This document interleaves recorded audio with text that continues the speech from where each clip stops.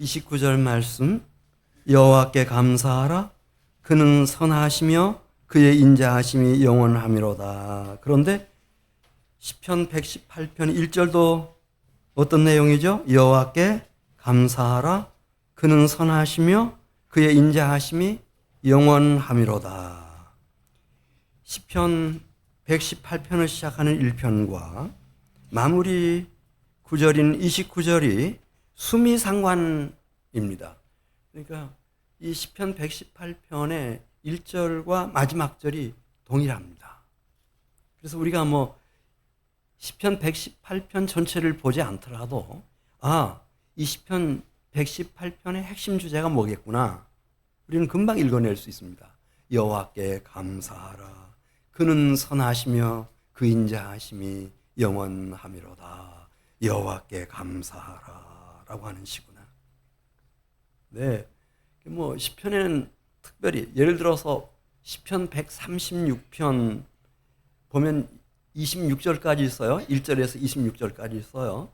그런데 여호와께 감사하라, 감사하라고 하는 말이 26번 나옵니다.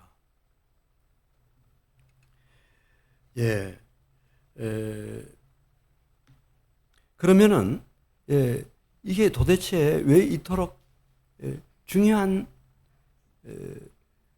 신앙관이고 또 하나님을 섬기는 사람들의 인생관이 되었을까? 이게 어디서부터 왔을까? 제가 한 주간 그거 찾아냈습니다.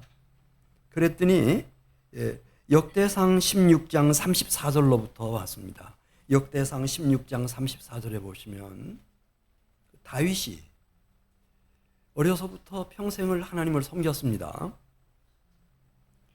그러다가 어느 순간에 깨닫습니다. 내가 왜 이 세상에 왔지? 왜 하나님이 나를 이렇게 성실하게 인도하시는 거지? 내가 왜 유다의 왕이 됐지? 이스라엘의 왕이 됐지? 그러다가 그가 깨닫는 겁니다. 오늘 1절 말씀처럼 여호와께 감사하라. 여호와께 감사하라. 여호와께 감사하라고 하나님이 나를 선택하셨구나.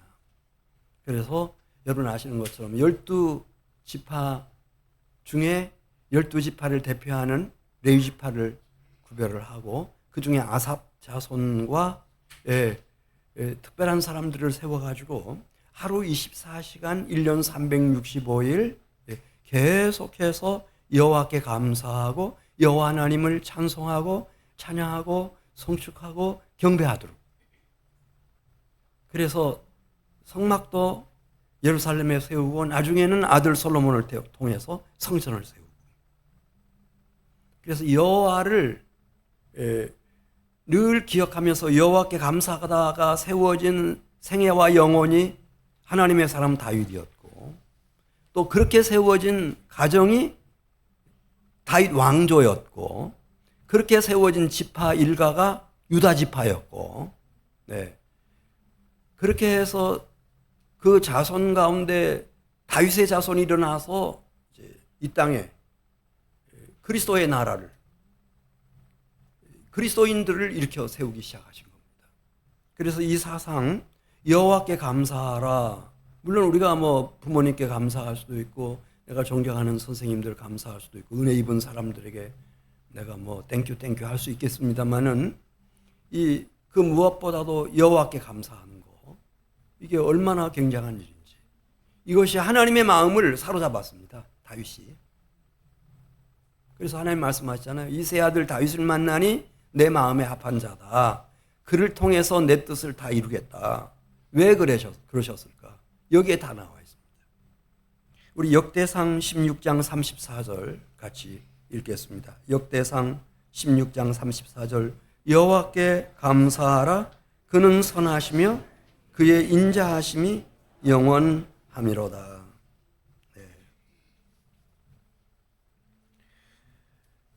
그래, 여호와께 감사하는 생애를 살았을 때 여호와 하나님은 그 시편 63편 1절에 있는 말씀을 보면 다윗의 하나님이 되었습니다. 하나님이여 주는 나의 하나님이시라. 주의 인자하심이 생명보다 나음으로 내 입술이 주를 찬양할 것이라. 여호와 하나님, 당신은 나의 하나님이십니다. 이렇게 고백할 수 있었어요. 물론 창조주 하나님이시고 아브라함, 이삭, 야곱의 하나님이시고 조상들의 하나님이시지만 다윗은 나의 하나님, 나의 하나님. 그리고 다윗의 일생과 그 생애를 여호와의 종이 되게 하시고 그가 세우는 가정이 다윗 왕조가 되게 하시고 유다 지파가 되게 하시고 하나님의 백성 이스라엘을 일으키시기까지 다윗이 가지고 있는 아주 중요한 신앙 고백, 네, 다윗의 가장 소중한 인생관, 그것이 여호와께 감사하라. 한번 따라서 해보세요. 여호와께 감사하라. 그는 선하시며 그의 인자하심이 영원하미로다. 할렐루야.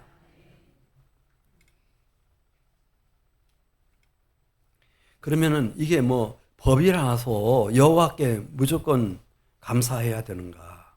그건 아니고요. 오늘 시편 118편 5절 말씀 보겠습니다. 그냥 하나님이 하나님의 백성들을 속에는 이 샘처럼 샘물이 솟구치듯이 이 기쁨과 이 감사가 막 계속 솟아오르게 만드는데 어떤 경우에 하나님이 이런 일들을 자기 백성들에게 경험하게 하시는지 특이하게도 5절에 보면 고통 가운데서입니다. 고통 가운데서. 우리 시편 118편 5절 말씀 시작. 내가 고통 중에 여호와께 부르짖었더니 여호와께서 응답하시고 나를 넓은 곳에 세우셨도다. 심신이 너무 괴로워요. 너무 아파요. 그때 이 세상 사람들은 뭐 술을 마신다든지 뭐 어떻게 세상의 향락을 찾아간다든지 뭐 마약을 한다든지 나름대로 해결 방법이 있겠죠. 근데 하나님이 선택한 하나님의 백성들은 그런 고통이 닥치면은 여호와를 떠올린다는 거예요. 여호와 하나님을 부르고 부르짖음의 기도를 올린다는 거죠. 그러면 여호와께서 침묵하시는 것이 아니고 응답하신다는 거예요. 그래서 그 고통의 구렁텅이에서 건져내셔가지고 넓은 곳으로 옮겨 놓으신대요. 할렐루야. 이걸 경험한 사람들은 너무 기쁘죠. 너무 행복한 거예요. 너무 감사하죠. 그래서 하나님을 찬양하는 겁니다. 시편 34편 17절 가서 보겠습니다. 하나님은 의인과 이 악인을 구분하실 때 누구를 의인이라고 말씀하시나? 시편 34편 17절 보면 이 의인은 고난 가운데서 고통 가운데서 부르짖는 백성들입니다. 적어도 하나님이 볼 때는 우리 시편 34편 17절 말씀 읽습니다. 의인이 부르짖음에 여호와께서 들으시고 그들의 모든 환난에서 건지셨도다. 할렐루야. 이게 의인입니다. 죄가 전혀 없는 사람은 없습니다. 아담과 하와 때부터 다 우리는 죄 속에서 살다가 가고 죄 가운데서 자녀들을 낳아 기르고 다 그렇게 하니까요. 근데 누가 의인인가? 여기 시편 보면은 이 의인들은 환난이 닥치면 하나님을 찾습니다. 그리고 하나님께 부르짖습니다. 그러면 하나님이 모든 환난에서 건져주십니다. 19절 시편 34편 19절 의인은 고난이 많으나 여호와께서 그의 모든 고난에서 건지시는도다. 그의 모든 뼈를 보호하시며 그 중에서 하나도 꺾이지 아니하도다. 그래서 이 고난을 생각하는 게 달라요. 이 세상 사람들은 절대 내가 고난이나 고통을 당하면 이건 죽음이다 이렇게 생각하지 않습니까? 그런데 하나님이 선택한 주의 백성들은 고난에도 뜻이 있다 이렇게 생각을 해요.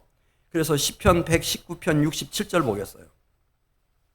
고난을 통해서 주시는 유익이 얼마나 큰지 시편 119편 67절 말씀입니다.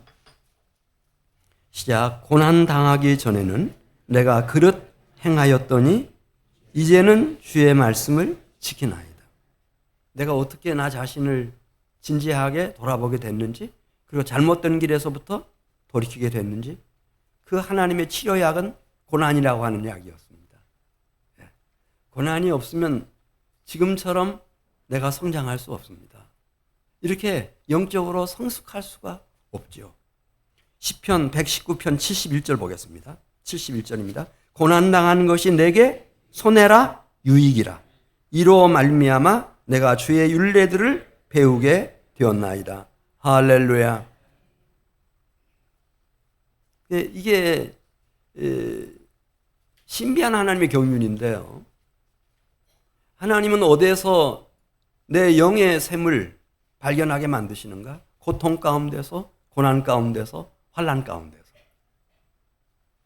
하나님을 찾게 만드시고 하나님 앞에 부르시게 만드시고 거기서 하나님이 나를 그 수렁에서 건져내시고, 그래서 언젠가 지난 날을 돌아보면서 내가 당한 고난, 이것이 무익한 것이 아니었구나.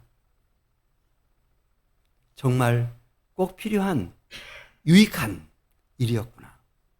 할렐루야. 이렇게 하나님을 감사하고 찬양할 수 있도록 그렇게 만드신 거예요. 두 번째는 시편 118편 6절에 있는 말씀 보면, 왜 여호와께 감사할 수밖에 없나. 아마 누구든지 뭐 한 번 한 번 다 얘기 들어볼 수 없지만은 혹시 기회가 돼서 들어본다면 뭐 저도 저의 생애와 별 다를 바가 없을 겁니다. 다 그러시겠죠. 이 세상에는 물론 잠언 24장 28절 보면 까닭 없이 내 이웃을 쳐서 거짓된 증인 되지 말고 비방하는 말 하지 말고 또 거짓말 하지 말고 속이는 말 하지 말라 그렇게 말했지만은 그렇지 않죠. 나를 괜히 시기 질투하는 사람도 있고 또 나를 까닭 없이 미워하고 증오하는 사람도 있고 나를 왜 그렇게 혐오스럽게 생각하는지 그런 사람들이 항상 있어요. 어릴 때도 있었고 사춘기 때도 있었고 어른이 돼서도 있을 수 있죠. 뭐 우리 야당 대표 좋아하는 사람들 많이 계시지만 뭐 꼭 다 좋아한다고 그렇게 단정할 수는 없어요. 뭐 대통령도 마찬가지예요. 좋아하는 분들 많이 계시지만 그 다 좋아한다고 그렇게 할 수 없어요. 이 세상은 그런 것이에요. 자, 시편 118편 6절 말씀 보겠어요. 거기서 하나님 일을 하셔요. 자, 6절. 여호와는 내 편이시라 내가 두려워하지 아니하리니 사람이 내게 어찌할까? 여호와께서 내 편이 되사 나를 돕는 자들 중에 계시니 그러므로 나를 미워하는 자들에게 보응하시는 것을 내가 오히려 보이로다. 할렐루야. 하나님께 맡기는 거죠. 너 왜 나를 귀하게 여기지 않아? 왜 나를 사랑하지 않는 거야? 존경하지 않는 거야? 그러면 돼? 그렇게 한다고 해서 그 사람이 나를 존경하고 사랑하는가? 그건 안 됩니다, 여러분. 인간은 그게 안 됩니다. 그런데 이제 너희 염려를 다 주께 맡기라. 이는 그가 너희를 돌보심이라. 그렇게 말씀하시는 것처럼 하나님께 부탁하면 어느 순간에 보면은 저는 그런 일 많이 종종 있습니다. 종종 있습니다. 예. 저를 제일 신학교 때 어렵게 했던 교수님이 저를 제일 많이 챙겨주는 거예요. 제일 많이 챙겨. 최근까지. 예.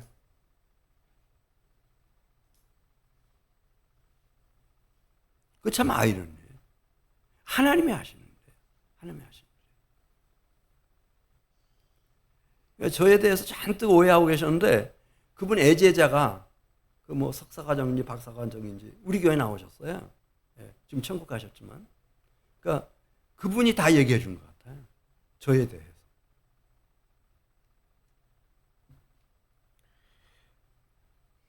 자, 또 시편 118편 10절 말씀 보면은 나를 대적하는 사람들이 있을 수 있죠. 그냥 말로만 그렇게 하는 게 아니고 진짜 나를 대적하는 사람들이 이 사람들이 막 나를 애워싸 할 수 있어요. 벌떼처럼 덤벼들 수 있다고 말합니다. 10절 말씀. 그때에도 이 하나님 소속인 하나님의 백성과 자녀들은 무엇을 의지하나 자기의 세력을 과시하는 게 아니고 자기의 군사력을 가지고 막 진멸해버리는 것이 아니라 10절 말씀 보겠어요.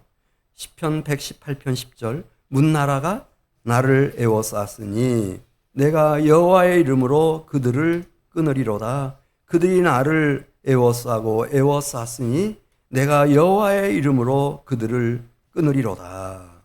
그들이 벌들처럼 나를 애워쌌으나 가시덤불에 불같이 타 없어졌나니 내가 무엇으로 그들을 끊으리로다 그랬어요? 이 세상 사람들이 말이 안 되는 얘기를 지금 쓰고 있어요. 누구의 이름으로?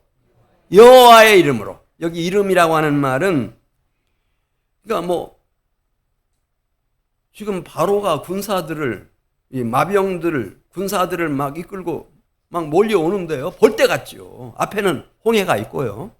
뒤에 이 바로와 그 군사들이 막 좌측 우측 완전히 포위해가지고 포위망을 좁혀오는데 그때 누구를 의지하는가? 여호와의 이름을 의지하는 거예요. 온 백성들이 예, 방법이 없지 않습니까? 그러니까 여호와 하나님을 부르고 그 임재 속에 들어가요. 그러면 그 임재 속에서 일어나는 하나님의 현존, 하나님 뭔가 중요한 일을 하셔요. 이것을 이제 나타낼 때 시적으로 여호와의 이름이라고 표현한 거예요. 그래서 오늘 시편 118편 10절부터 여호와의 이름으로 그들을 끊으리로다. 여호와의 이름으로 그들을 끊으리로다. 여호와의 이름으로 그들을 끊으리로다. 이 세상 사람들은 뭔 말인지도 몰라요. 근데 이게 있어요. 홍해가 갈라졌어요. 마른 땅처럼 모세와 이스라엘 백성들이 건넜잖아요. 그리고 자기들도 건널 수 있다고. 왜? 그리 다 몰려들었어요. 그런데 바로와 그 군사들은 어떻게 됐어요? 홍해를 건넜어요? 못 건넜어요? 안 되는 거예요. 여호와의 이름이 아니면 안 되는 거예요. 여호와 하나님의 임재 속에 들어가고 여호와 하나님이 현존하셔서 예, 그들의 발걸음을 이끌어 주시지 않으면 안 되는 거예요. 그런 게 있어요. 예. 시편 118편 13절 말씀 보겠어요. 시편 118편 13절 말씀. 너는 나를 밀쳐 넘어뜨리려 하였으나 여호와께서 나를 도우셨도다. 그러니 홍해를 통과해 나온 미리암과 여인들이 온 백성들이 누가 시키지도 않았어요. 너무 기쁘고 즐겁고 감사하고 그 구원의 은혜가 놀라와서 소고를 치고 찬양을 하고 춤을 춰서 하나님을 찬양하고 송축하고 경배하고 기쁨으로 다 뛰놀잖아요. 할렐루야. 이런 거, 이게 신앙생활이에요.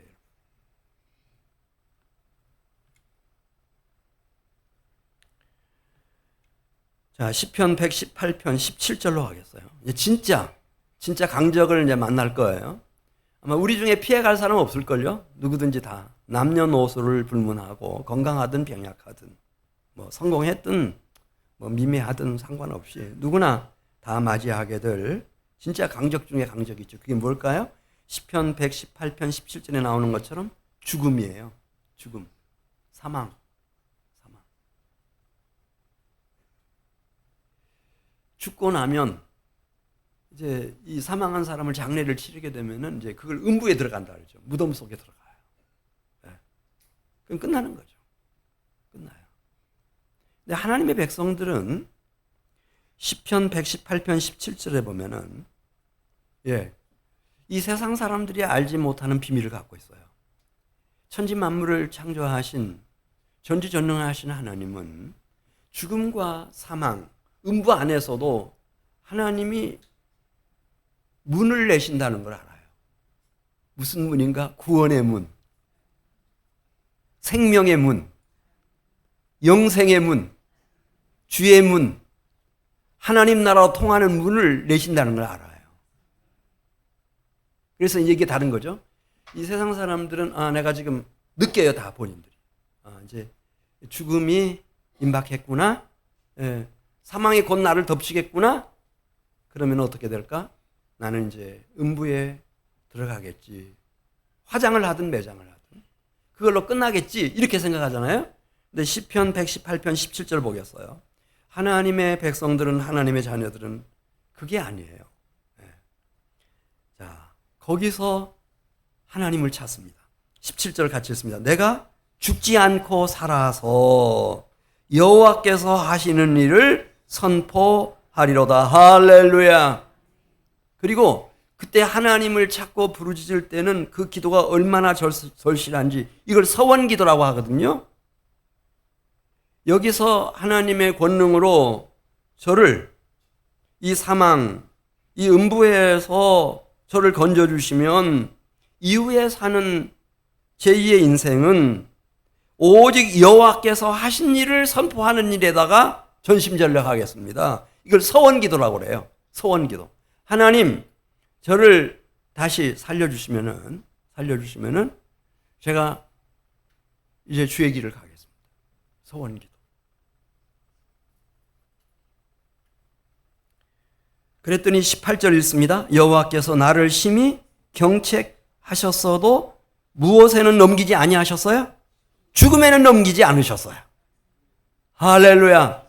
기적 같은 하나님의 구원을, 하나님의 치유하심을 경험한 거예요. 네. 시편 119편 25절 보겠어요. 그럼 영혼까지 새로워져요. 25절, 시편 119편 25절입니다. 내 영혼이 진토에 붙어 싸우니 주의 말씀대로 나를 살아나게 하소서. 시편 119편 28절 나의 영혼이 눌림으로 말미암아 녹사오니 주의 말씀대로 나를 세우소서. 거짓 행위를 내게서 떠나게 하시고 주의 법을 내게 은혜로이 베푸소서. 시편 119편 17절 말씀 주의 종을 후대하여 살게 하소서. 그리하시면 주의 말씀을 지키리이다. 이게 서원기도예요. 하나님이 저를 후대하셔서 이 죽음, 사망, 이 음부의 스올에서 저를 건져주시면 이전 삶과는 달라질 겁니다. 주의 말씀을 지키는 삶을 살겠습니다. 이런 서원기도는 굉장한 힘을 갖고 있어요. 이거 지금 알려드리는 거예요, 제가. 히스기야도 막 그 기도하고 15년 생명 연장받은 사실을 여러분들 기억하시죠? 시편 116편 15절 보겠어요. 시편 116편 15절. 이렇게 죽음과 사망과 음부의 문 앞에서 여호와 하나님을 찾고 여호와 하나님 앞에 서원기도를 드리는 사람들, 경건한 자들이라는 거예요. 경건한 자들. 이들의 죽음 하나님이 함부로 하시지 않는다는 거죠. 자, 시편 116편 15절 그의 경건한 자들의 죽음은 여호와께서 보시기에 귀중한 것이로다. 여호와여 나는 진실로 주의 종이요 주의 여종의 아들 곧 주의 종이라. 주께서 나의 결박을 푸셨나이다. 할렐루야. 그래서 죽음과 사망과 음부의 결박에서부터 풀려나고 그 이후에는 하나님 앞에 서원하는 대로 주의 종으로 살아가는 그 놀라운 일이 일어나고, 이런 사람들은 여호와 하나님이 창조주 하나님으로 끝나는 것이 아니고 여호와 하나님이 아브라함의 하나님, 이삭의 하나님, 야곱의 하나님으로 끝나는 것이라 아니라 나의 하나님, 할렐루야, 나의 하나님 되시는 거예요. 그리고 하나님이 내 영혼을 위해서 행하시는 일들이며 하나님이 나에게 세워주신, 허락하신 내 가정 안에서 자녀들 속에서, 자손들 속에서 다윗 왕조처럼 세워가시는 그 놀라운 축복의 역사하며, 그 다음에 유다 지파를, 이스라엘 민족을 하나님의 백성으로 막 세워가듯이 그런 놀라운 일들을 하나님이 수행해 나가시는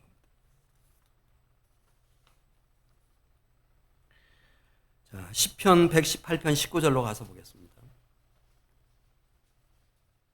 이 하나님이 어떻게 나를 죽음과 사망과 음부에서부터 나를 구해내시는지, 그 19절에 말씀했죠. 하나님은 문을 내신다는 거예요. 문을 내셔. 무덤 속에도 문을 내셔요. 그러니까 그 요나 같은 사람은 물고기 뱃속에 들어갔다가도 살아나왔잖아요. 그래서 니느웨를 하나님께로 돌아오게 만들고, 바울도 돌에 맞아서 죽었다고 사람들이 버려두고 포기하고 갔는데 꿈틀대더니 얼마 후에 일어나가지고 막 저 이방 세계에 어마어마한 이방의 대사도로서 복음을 전하고. 왜 그러신가? 우리 19절, 시편 118편 19절입니다. 내게 의의 문들을 열지어다. 내가 그리로 들어가서 누구께 감사하리로다. 여호와께 감사하리로다. 할렐루야. 하나님이 무덤의 문을 여셔요. 그래서 하나님 앞에 나아갈 수 있도록, 하나님 앞에 감사하고 찬송하고 찬양하고 성축하고 경배하고 하나님을 영화롭게 하는 영생복락에 들어가도록 하나님이 문을 내신다니까요. 그래서 여호와께 감사하라. 그는 선하시며 그의 인자하심이 영원하미로다. 하나님밖에 안 계셔요. 결국은 다 깨달아요, 여러분. 하나님밖에 없어요. 계속 보겠어요. 여호와께 감사하리로다. 이는 여호와의 문이라. 의인들이 그리로 들어가리로다. 주께서 내게 응답하시고 나의 구원이 되셨으니 내가 주께 감사하리로다. 주님이 이렇게 구원의 문이 되어주시고 생명의 문이 되어주시고 하나님께로 나아가는 그런 거룩하고 영광스러운 문이 되어주시기 때문에, 그래서 시편 24편 7절부터 8절까지 보면 이 하나님 앞에 닫혀져 있는 문은 없다는 거예요. 이분은 다 열어젖힐 수 있어요. 뭐 그게 음부의 문이든 사망의 문이든, 시편 24편 7절에 있는 말씀 보면 어떤 국가, 어떤 제국의 도성문이라도 이분은 다 열어젖힙니다. 시편 24편 7절, 문들아 너희 머리를 들지어다. 영원한 문들아 들릴지어다. 영광의 왕이 들어가시리로다.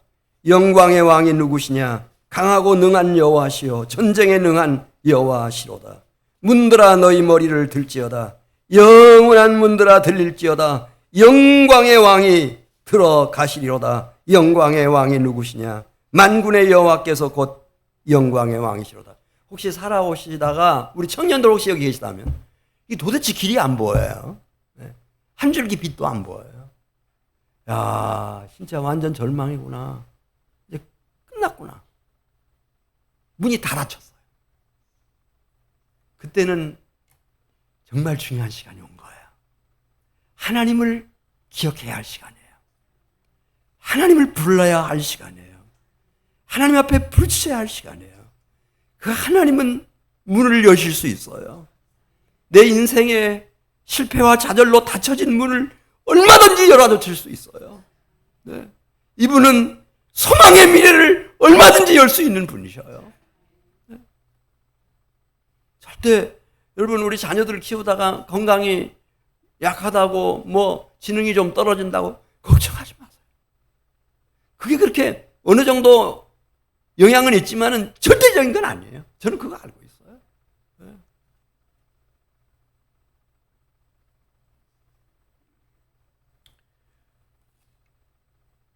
아예 하나님이 그래서 요한복음 10장 7절에 보면은 그냥 문을 보내셨어요. 그냥 내가 문이다 이렇게 하나님이 말씀하시면은 구원의 문이다, 생명의 문이다, 죽음을 이기는 문이다, 사망을 이기는 문이다, 이 역사에 닫혀진 문들을 다 여는 내가 문이다 이렇게 하면 사람들이 이게 너무 추상적이고 막연하고 그래서 잘 신뢰하지 못할까 싶으셨는지 그분이 오셨어요, 하늘로부터. 그래가지고 당신이 직접 말씀하시는 거예요. 진짜 맞다. 내가 하나님이 너를 위해서 보내주신 나의 양인 너의 문이다. 이렇게 요한복음 10장 7절 한번 보겠어요. 요한복음 10장 7절. 이 문을 찾아내면 되시는 거예요. 그럼 다 미래는 열려요. 요한복음 10장 7절 같이 읽습니다. 그러므로 여호와께서 다시 이르시되 내가 진실로 진실로 너희에게 말하노니 나는 하나님의 백성인 하나님의 양떼인 너의 무엇이라고 그랬죠? 문이다. 너의 문이다. 그래, 어떤 문인지 설명하죠. 9절에 내가 문이니 누구든지 나로 말미암아 들어가면 무엇을 받는다고 그랬어요? 사망이 아닙니다. 죽음이 아니에요. 구원을 받는다고 그랬어요. 그 문으로 들어가면서 나오면서 꼴을 얻는다고 그랬어요. 먹을 거, 마실 거, 입을 거, 이 평생 살아갈 거, 자녀들 교육시킬 지혜까지, 교육 철학까지 하나님이 거기서 다 얻게 만들어주시는 그 문을 보내주셨어요. 할렐루야. 이 문이면 되는 거예요. 이 문 안에 다 있어요. 이 문으로 들어가면 돼요. 이분은 베드로에게 어느 정도로 말씀하셨는지 아세요? 당신이 어디까지 유효한 문인지 말씀하셨어요. 내가 천국 열쇠를 너한테 준다고 그랬어요. 그러니까 이분이 주시는 그 키를 가지면은 어디까지 들어간다는 거예요.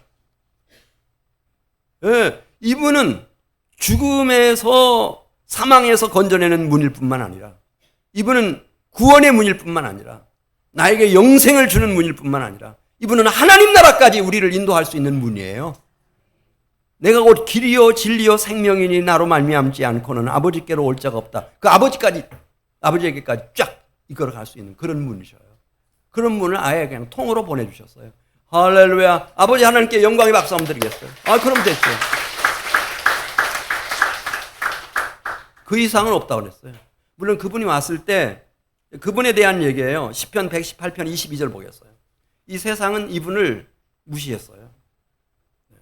지금은 과학기술이 우리가 믿는 구석이어야지 어떻게 뭐 예수 이런 거 믿어서 되는가. 지금도 아마 이분을 무시할 수 있겠어요. 그래서 시편 118편 22절 보면 이분이 이 세상 관점에서 보면은 버림받은 돌이라는 겁니다.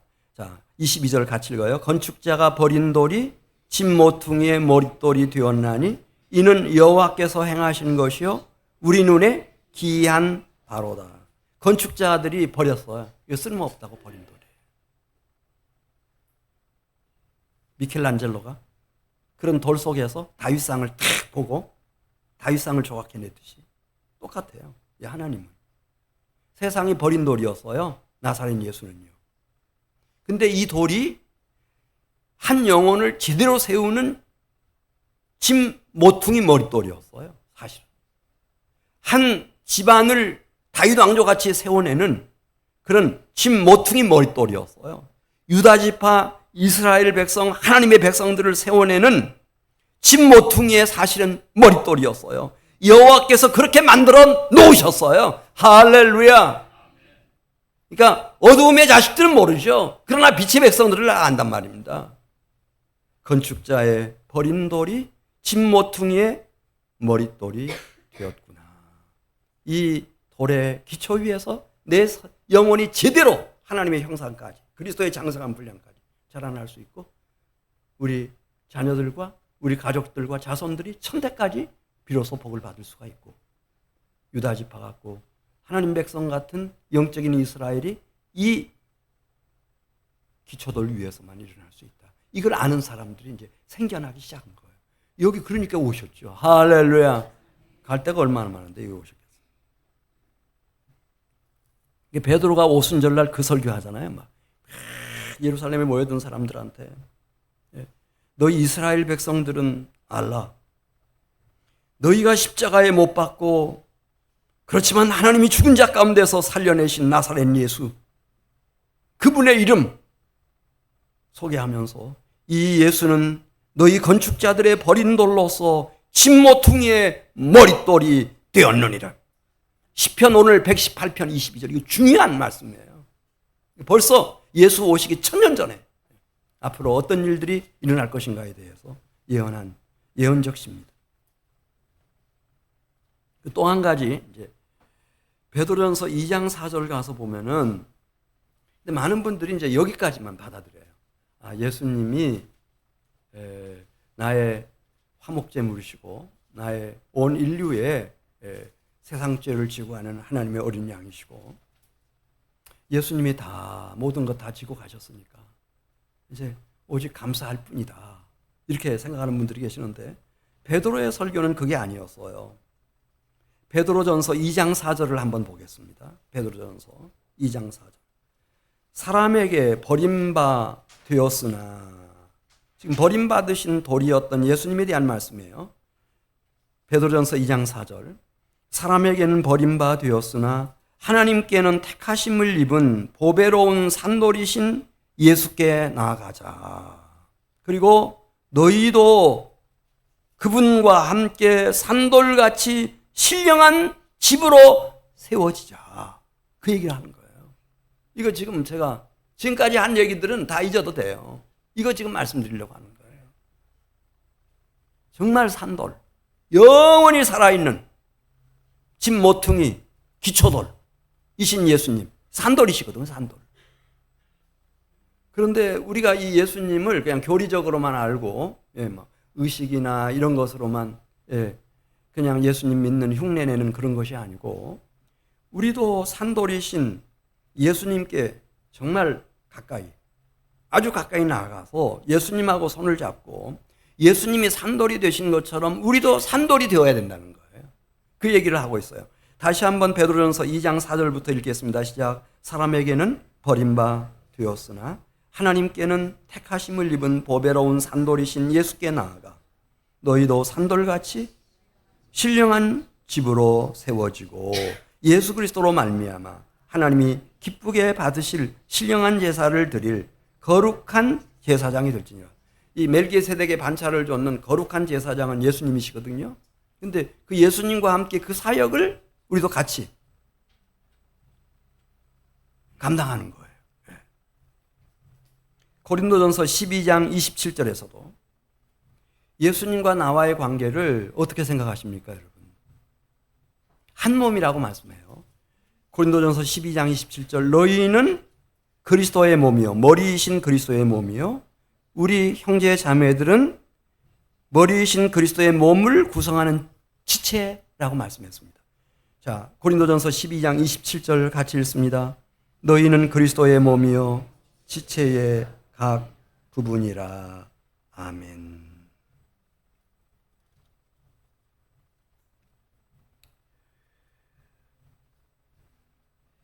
이 예수님과의 관계가 이렇게 연합된 관계, 한 몸을 이루는 지체의 관계, 이 속으로 들어가야 된다는 거예요. 이 날이 오면 이 날은 너무 복되고 영광스러운 날이죠. 우리 시편 118편 24절로 가겠습니다. 그 날을 하나님이 기대하시면서 나를 이 세상에 보내셨어요. 아담과 하와를 지으셨어요. 그 역사를 경륜하시고 지금 통치하고 계시는 거예요. 예수 그리스도와 나와 예수 그리스도와 한 몸을 이루는 지체의 관계, 이걸 기대하시면서 우리 24절 같이 읽습니다. 이 날은 여호와께서 정하신 것이다.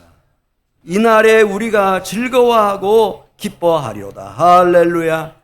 이 날입니다. 밖에 나가시면 우리 어제 날씨도 덥고 한데 양희범 목사님과 청년들이 오늘 침례식 하기 위해서 뒷마당에다가 너무 예쁘게 침례탕을, 옥외 침례탕을 잘 만들어 놨어요. 이제 침례를 오늘 1시 반에 행하게 되는데, 특별히 침례 받는 분들은 이제 이 말씀을 조금 잘 유의해서 들으셔야 돼요. 내가 예수님을 믿는다. 예수님을 내가 모셔드렸다. 그게 무슨 뜻일까? 그건 예수 그리스도와 내가 이렇게 연합해서 한 몸을 이룬다는 뜻입니다. 내가 예수 그리스도의 지체가 된다고 하는 뜻입니다.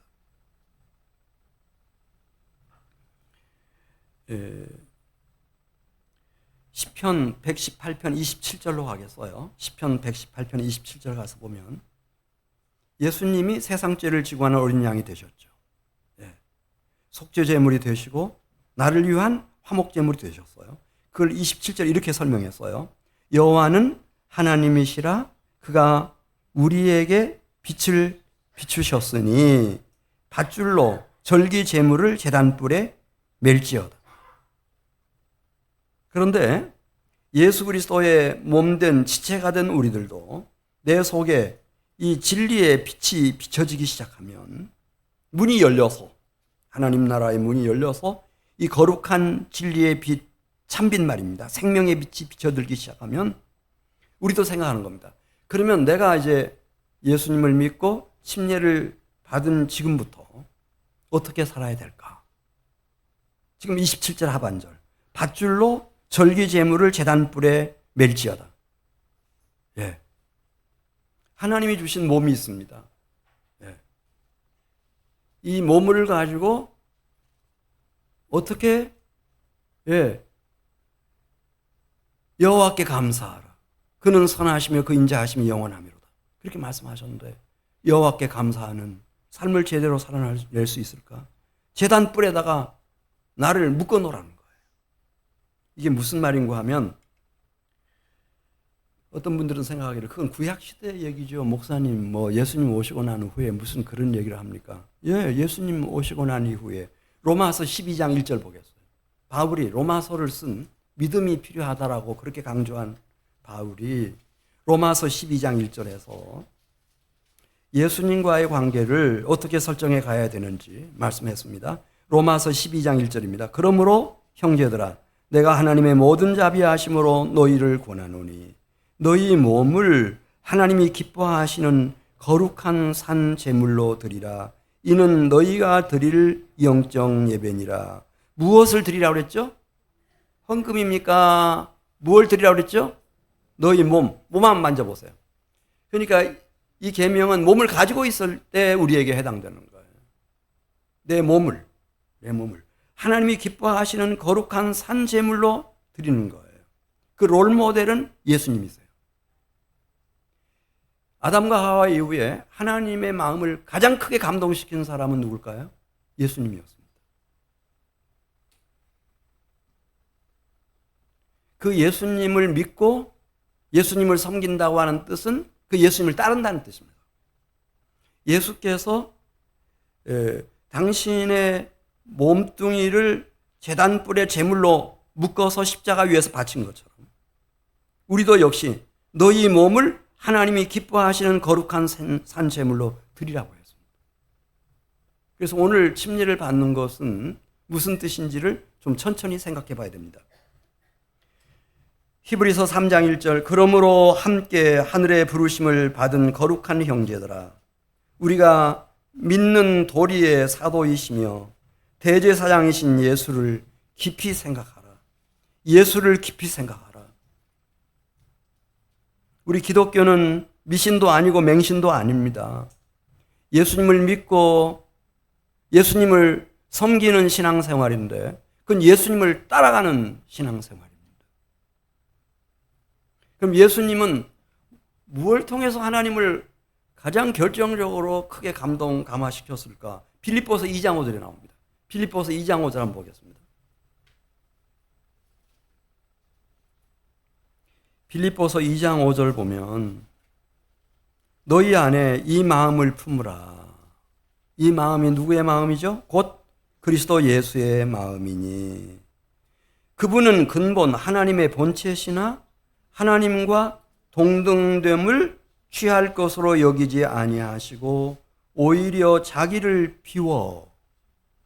다 비워내서 종의 형체를 가지시고 사람들과 같이 되셨다는 거예요. 진짜 사람으로 태어나셨어요. 베들레헴에서 마리아를 통해서 진짜 사람으로 피조물인 사람으로 태어나셨어. 이걸 우리가 성육신이라고 말하는데 이거 굉장한 사건이에요. 저 하늘에 계신 그것도 하나님 아버지의 품속에 가장 존귀한 독생자가 그 영광을 다 비워놓고 이 세상에 낮고 천한 한 인간의 몸을 입고 이 세상에 오신 성육신의 사건. 굉장한 사건이에요. 빌립보서 2장 8절 보겠어요. 근데 이분이 오셔서 어떻게 하셨나? 33년을 사셨는데 이게 이제 충격인 거예요. 모든 인류 사회. 그래서 사람들은 예수님을 버림받은 돌이라고 단정을 지었고 이것이 하나님의 마음을 그냥 사로잡아 버렸어요. 유일무이한 감동이죠. 어마어마한 감동이에요. 이게 뭐였죠? 8절 보겠어요? 사람의 모양으로 나타나사 자기를 낮추시고 하나님 아버지를 복종하셨는데 죽기까지 복종하셨으니 곧 어디에서 죽으셨다고 그랬죠? 십자가에서 죽으셨다는 거예요. 십자가에서. 예, 가장 참혹한 십자가. 가장 비천한 십자가. 그 위에서 죽임 당하셨다는 거죠. 이게 하나님의 마음을 불붙여버렸어요. 이러므로 계속 보겠어요. 하나님이 어떻게 됐나? 하나님 마음이 사랑으로 불타기 시작했어요. 이야, 이런 감동이 어디 있어요? 이러므로 하나님이 그분을 지극히 높여. 이게 최상급이에요.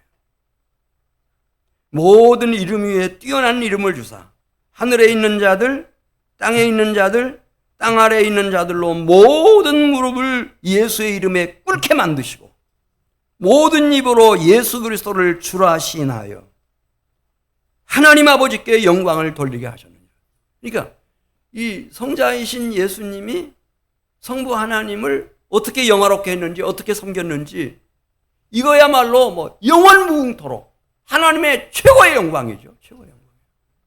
그러니까 성부 하나님도 모든 영광을 아들 예수에게 다 주신 거예요. 다 주셨어요. 이거 깊이 생각하라는 거예요.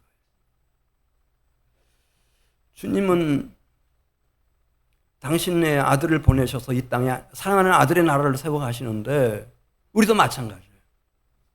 우리도 어떻게 해야 사랑하는 주님의 마음을 감동시킬까? 주님이 영원히 기억할 수 있는 그런 성도가 될 수 있을까?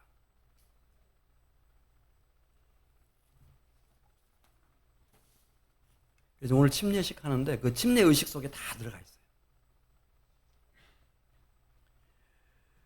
로마서 6장 3절로 가서 보겠어요. 로마서 6장 3절. 침례가 뭐죠? 물 뿌리는 게 침례예요. 뭐 물속에 들어갔다 나오는 게 침례예요. 뭐가 침례예요? 로마서 6장 3절에 나오잖아요. 침례는 연합이에요. 연합. 누구와의 연합일까요?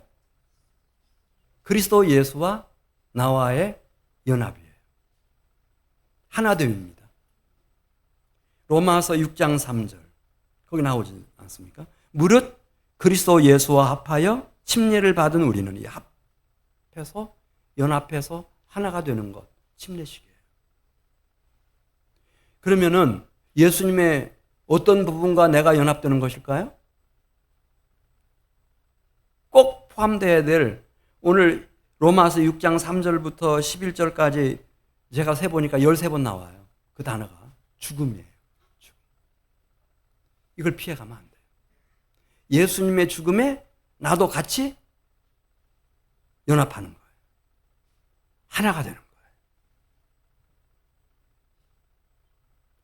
다시 3절 말씀 읽습니다. 무릇 그리스도 예수와 합하여 침례를 받은 우리는 그의 죽으심과 합하여 침례를 받은 줄을 알지 못하나. 이거 알지 못하면 안 된다는 거예요. 꼭 기억하는 거죠. 내가 예수님과 연합되는데 어떤 부분에서는 최소한 연합돼야 되는가? 죽음입니다. 예수님의 죽음. 예수님 안에 내가 있어서 예수님께서 달리셨던 십자가 위에 나도 같이 못 박히고 거기서 같이 죽고, 계속 보겠어요. 그러므로 우리가 그의 죽으심과 합하여 침례를 받음으로 그와 함께 어디까지 가요? 장사 지낸 바 돼야 돼요. 나도 같이 죽어서 예수님이 무덤에 묻히신 것처럼 나의 옛사람도 같이 묻히는 거예요. 함께 장사되었나니 이는 아버지의 영광으로 말미암아 그리스도를 죽은 자 가운데서 살리신 것 같이 우리로 또한 새 생명 가운데서 행하게 하려 함이라. 예수님이 죽지 않았다면 부활의 영광으로 들어갈 수 있었어요, 없었어요? 못 들어가요. 반드시 죽어야 되는 거예요. 하늘의 밀이 땅에 떨어져 죽지 아니하면 열매 없다고 그랬어요.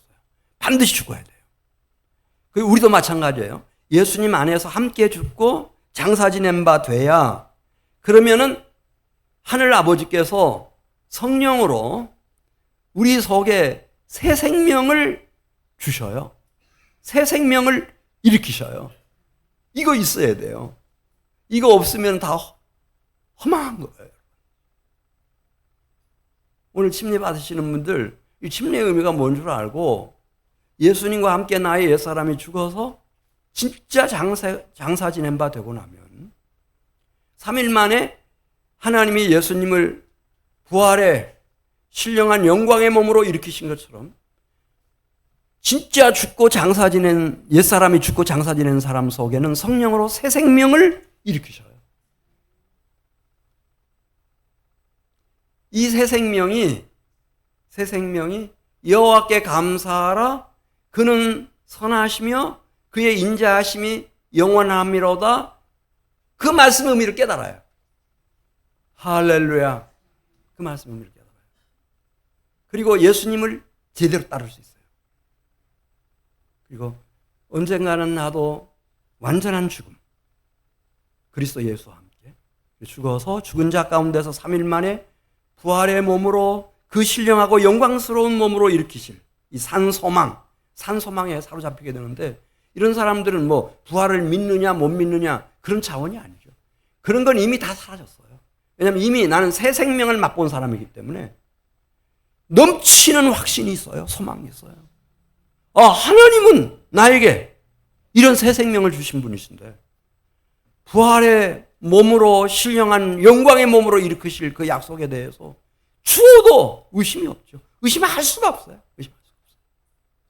이 사람들이 그 부활의 영광에 다 동참하는 사람들이에요. 우리 6장 5절 보겠어요. 6장 5절. 만일 우리가 그의 죽으심과 같은 모양으로 연합한 자가 되었으면 또한 그의 부활과 같은 모양으로 연합한 자도 되리라. 할렐루야. 그래서 그 1차적인 경험이 새 생명이 내 안에 실제로 일어나는 경험. 그 다음에 이런 분들은 마지막 임종을 할 때도 그렇게 두려워하지 않아요. 저는 알고 있어요, 목회하면서. 제대로 이 새 생명을 가진 사람들은요, 마지막 우리 권사님들 이렇게 보면은요, 막 희열이라고 하는 게요. 춤을 춰요. 막 임종 예배 드리는데 춤을 춰요. 얼굴이 환해가지고요. 그런 분들이 이름만 떠올려도요, 막 저한테까지 막 이 전율이 느껴져요. 막 힘이 막 와요. 근데 뭐 교회에서 시간만 많이 보냈지 이 새 생명을 갖지 못하고 산 사람들은 죽음 앞에서 벌벌 기어요. 죽으면 어떡하지? 네. 자, 로마서 6장 6절 말씀입니다.